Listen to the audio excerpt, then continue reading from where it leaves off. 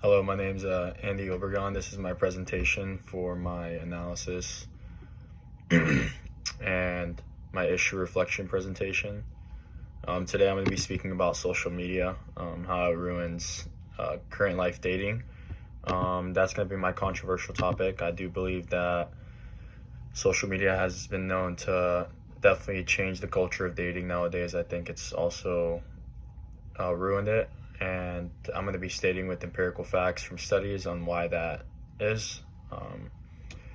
So, going into my presentation, my position is that it does ruin dating. I do believe it does ruin dating. I believe there's a lot of things that happen because social media can be bad for people. And my first empirical evidence is going to be social comparison and relationship dissatisfaction. People with anxious attachment styles are more likely to experience jealousy. They're probably more likely to conduct surveillance on their partners, just because they have less trust, and that leads to lower relationship satisfaction. This was done by a study by Marshall and Benjian K. DeCastro. The study was attachment styles as predictors of Facebook-related jealousy and surveillance in romantic relationships.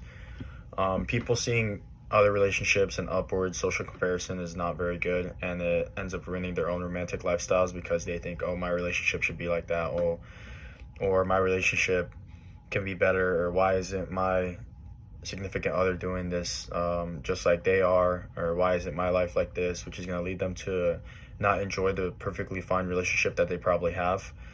So because of this Instagram, Facebook, it fosters the upward social comparison that ends up in the end ruining the relationship. For my second, it's going to be choice overload, which leads to commitment issues. There was a study done by D'Angelo. There are plenty of fish in the sea, the effects of choice overload and rejection sensitivity on dating app use. The findings in this study were that the abundance of potential partners on dating apps can lead to a choice overload, causing users to be less satisfied with their matches and more likely to delay or avoid commitment. I just look at this as shopping behavior. It undermines the stability of budding relationships. People are always going to be looking for someone better. People always are going to be thinking that there's someone else out there for them, and they're not going to be able to really commit into a real relationship like they would like or as before. As people know, me myself, I've spoken to people who have been successfully married for years, and every relationship goes through their ups and downs, and sometimes the downs can be really bad, but they end up working through it because that's what real love is. And because of this shopping behavior, they always think they could just get someone better.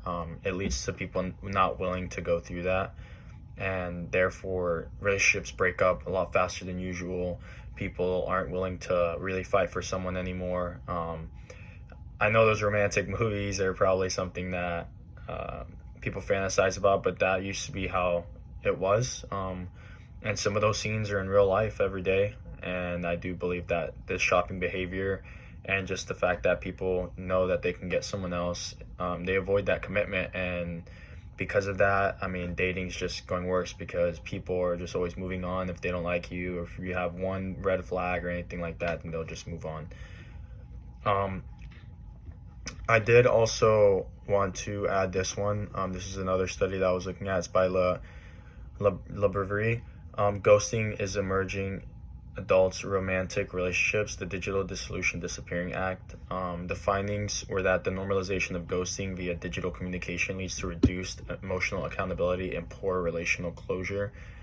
Ghosting is just such a bad thing. I feel like everyone would hate to do it, or it'd be done to them. It just sucks.